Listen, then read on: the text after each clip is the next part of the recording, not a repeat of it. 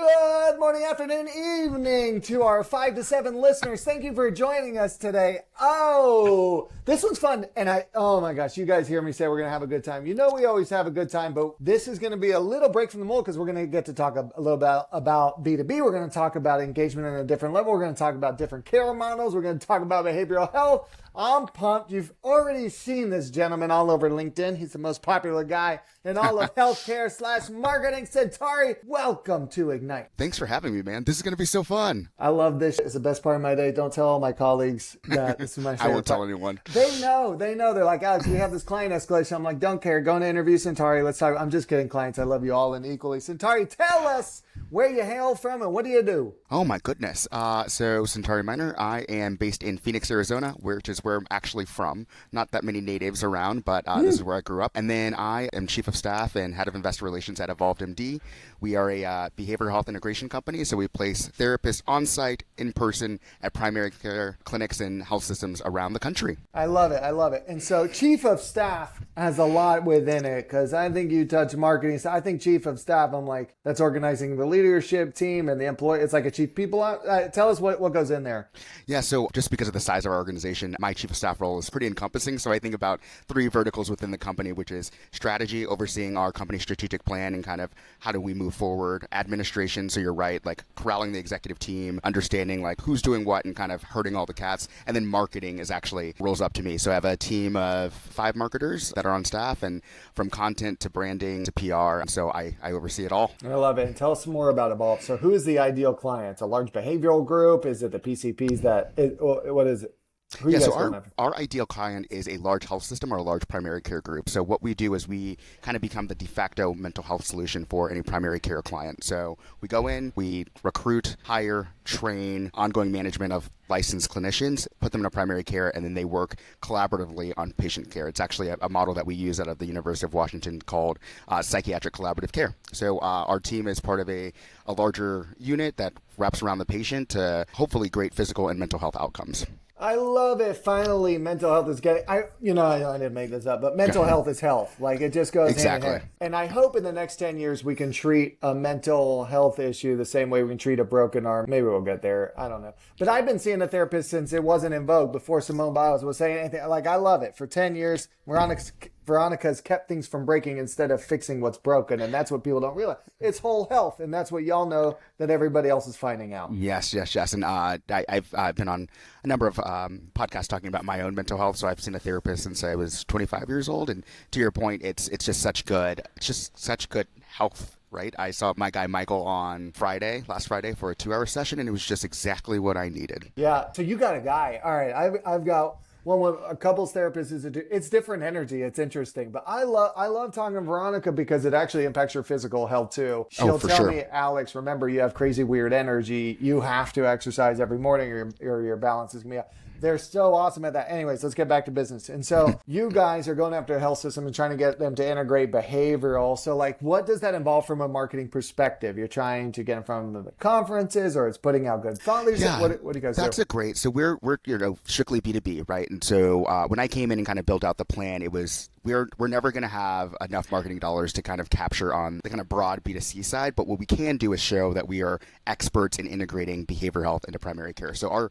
marketing strategy has always been content and thought leadership. How do we get in front of the right folks and let them know that we're the expert? So you'll see a lot of our stuff on our own channels, our blog, but also on LinkedIn. We're doing some stuff with some large periodicals, kind of some healthcare pubs this fall. And the idea is that showing that evolvedMD is the solution if you want to integrate behavioral health. And that's been so helpful for us. So when our sales team can say, here are the 3 things that we can point to showing that we know how to do this, we know how to do this well, we're the industry leader. And then also, by the way, our folks that are involved are experts in this. And so that's been the best way to sell. And then it becomes like a big flywheel of just momentum of word of mouth.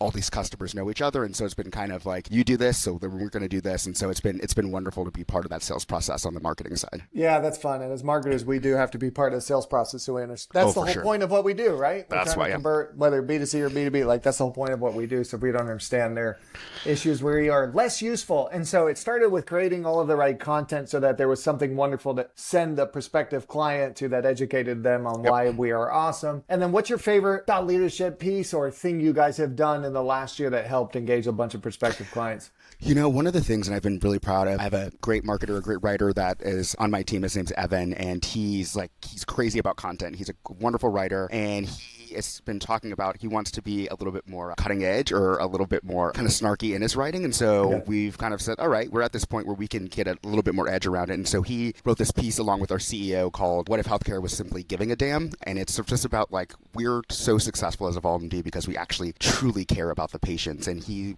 partnered with our CEO to kind of write this great piece that got so much traction on LinkedIn. And it was great to see how like content, 500 words can go so far. And I mean, I just wish marketers would realize that the content marketing is so important. You can have all the other stuff, but you got to tell a good story. And that's what we did with that piece, was told a really good story. Did you post it direct to LinkedIn, or was it going to a website linked back out of LinkedIn? That's a nuance, but I'd like to know. I'd have to go back and look. I think we posted from our website onto website LinkedIn. And then promote it. All right, so back to the topic. So we create B2B marketers or marketers an ocean of sameness with content. And you guys said, F that, we'll stand out by creating a unique piece that also has an opinion. It has an opinion piece that the model is broken, and what if we looked at it more simply? Exactly. And do you think that's why it got tried? It just wasn't the same that we constantly put out?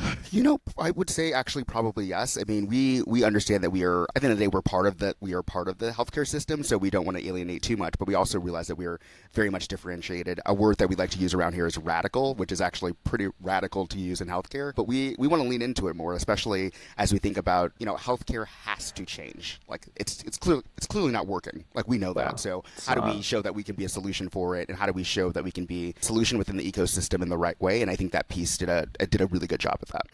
And what you said really resonates with me. We really cared about the patient. You guys actually really care about healthcare.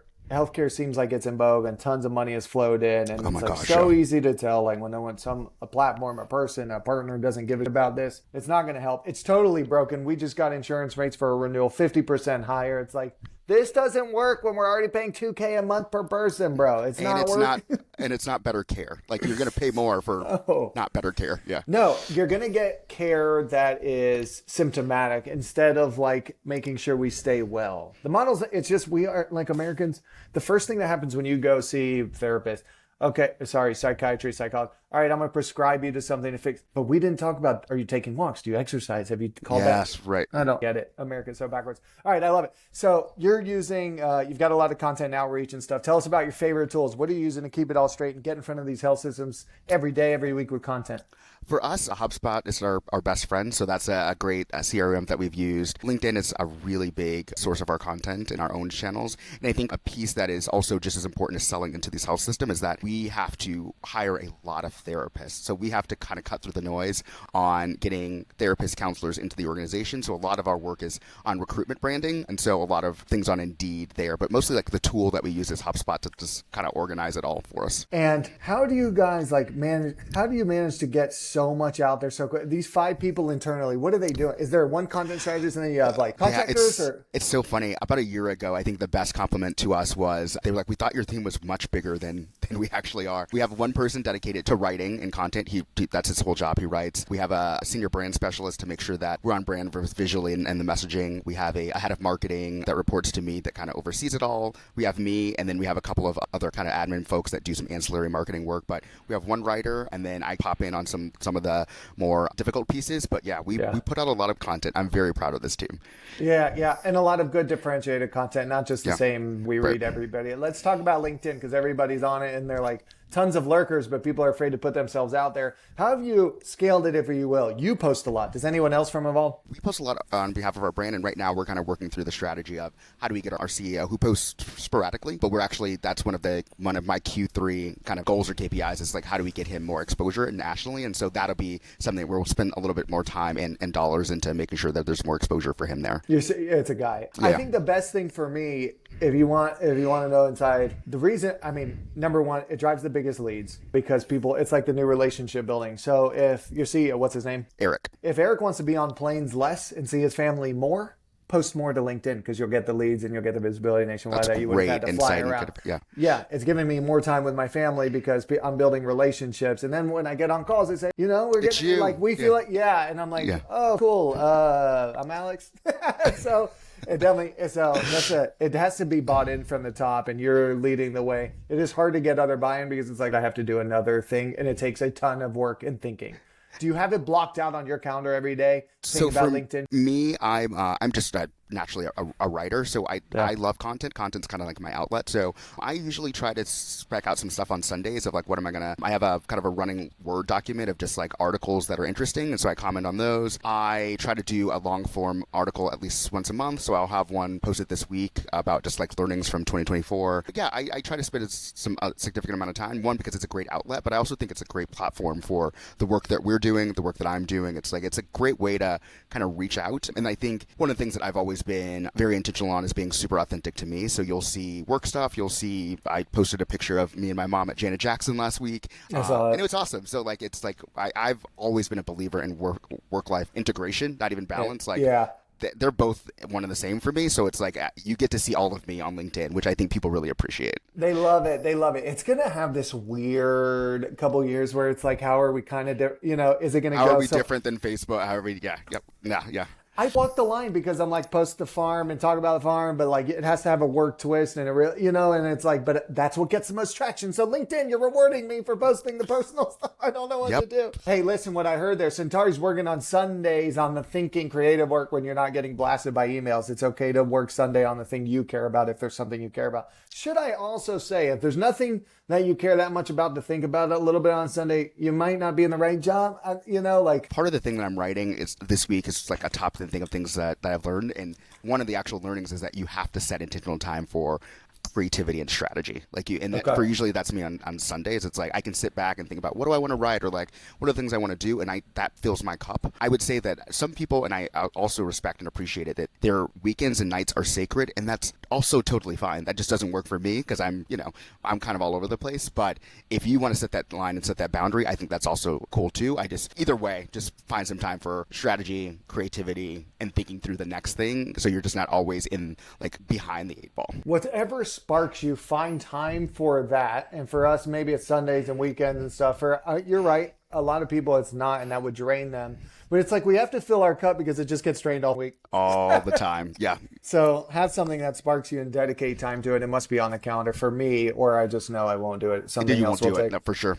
I love what you said. You told me something about PowerPoint. Tell the listeners. This cracked me up. Yeah, I think the question that you asked was like, what's your most controversial marketing opinion? And I think it is because I love storytelling so much. I think my most controversial opinion is that you should be able to sell anything without a PowerPoint deck. And like, dude, you're in the agency world. Agencies love PowerPoint. Love PowerPoint, baby. You love a deck. And I'm just like, I would just like a story about how you're going to elevate my brand. Yes, on the back end, there should be some collateral and like the pricing, but like people go so hard on decks. And I just think if you actually have a compelling story, you don't need that. Before this, I worked for an organization where I kind of led purposeful CEOs around like social impact and policy. And my CEO was really, really adamant that's like, hey, we don't show them a deck until they're on the other side of this. And so my entire sales to these CEOs was either over coffee, one-on-one, just having a conversation about like, what are you passionate about? What are the interests that you have? What do you feel like you want to make an impact on? Never was there any kind of collateral that was part of it because I got to tell a compelling story.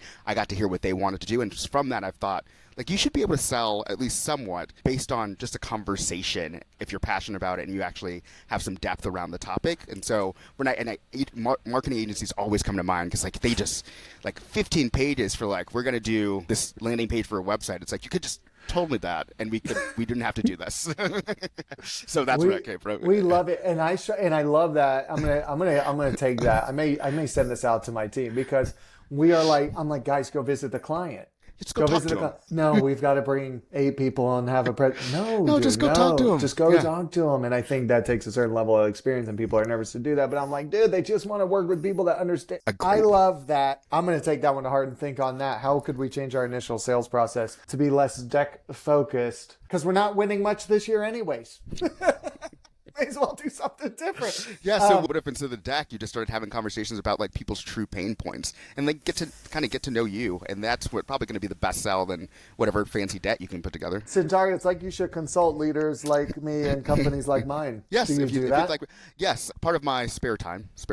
I one of my favorite things is, you can read this in my bio, is bringing the best out of people and organizations, and so I do some consulting with some folks around the nation, and send a couple of boards and advisory boards, but really kind of helping people think through how do they make the most impact, and also just from my experience of like the things of not to do, like especially coaching around like how do you manage a team, how do you hold a team accountable while having empathy, which is like so hard for people to get, but I feel like I've been able to kind of squarely figure that out for myself, and I think that's probably what I coach most people on, is like, you have to look, if they're not showing up, you're not doing them a good favor. So like, these are the things, and here's the steps to actually get them to accountability, or you're going to have a hard conversation because it's clearly not working. And so those are the conversations that get me super excited. And as chief of staff, I get to do that with our internal executive team, which is like the most rewarding part of my day. Guys, it's rare that you talk to someone that can provide this consulting experience that's actually still doing it. Yes. And also actually doing the work. Yes. What is a popular, oh, by the way, before we get off that, find you on LinkedIn. I think it's Sentari Minor. Look for LinkedIn. The only native Arizonian ever to be, and then you'll find him. That could be the LinkedIn search there. What is a popular marketing tactic we're hearing about that you think is a complete waste of time? Maybe it's because I'm showing my age, but B2B that's using TikTok, we used TikTok for a bit, and it was like great for employee engagement, but then I was like, what are we doing, guys? And it also took a lot of time. That takes so much time when we know that our bread and butter is like content, comms. Like if you have a huge team of social media influencers and marketers that like love TikTok, go for it. But for us, it was kind of a distraction. And so I think that's something, but that was just for us. I can't imagine that it's like the best sales tool for people, but maybe. So maybe I'm wrong. You're not wrong. It sucks for B2B. I've seen great use cases for B2C, like patient acquisition. It's like and my wife, I said, how'd you find that doctor? I went to TikTok and searched. I said, what? And then she came to me with like, hey, go to this dentist. I said, how'd you find him? I went to ChatGPT and asked him for the best one. I was like, you're killing me. Do you know how we built this whole life? Go to Google. You need to click on ads, please. So some marker can get some attribution. Yeah. Make sure they know. In the how'd you find us, make sure that you click through the thank you page without leaving the browser. TikTok is awesome. If they don't ban it, I guess it'll get bought. But for B2B a long way off. For B2C marketers, I guess it's going to have viability. But so many B2C healthcare marketers can't even do enough search or Facebook correctly yet. So I guess it's going to be a while.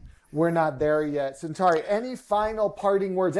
What is the thing you are most excited about other than this election being over with through the rest of the year that you got? Any trend, anything you're most looking at? Circling back to the start of this conversation, I'm mostly excited about the work that we're going to do around national thought leadership. Like, we have a great product, and I want behavioral health to know what's possible. Like, I think our thesis is the thesis, and so for us to kind of start pushing out some things nationally on how to do integration right, like, that's super exciting for me, and I get to kind of lead that strategy and be part of getting that out to the masses. So I'm very excited about that. Yeah, cool. Man, you really love the mission. That is really refreshing. You love, Yeah, I love it. Guys, you can't hire Sentari, not possible except on a consulting. But if you're in healthcare, please hire people that really care about the mission. I would take that before the skill set necessarily, because they'll figure out the skill set, but you can't fake healthcare love. Sentari, thank you for joining us on This is awesome. Thank you. I loved that we got to talk about some B2B stuff. That's the only stuff I know very well because we do it every day. So it was a nice change. And then a lot of our B2C listeners, all 5 of them, have to also do the B2B referral marketing type stuff. So this was very fun. Thank you for joining us all the way from the left coast.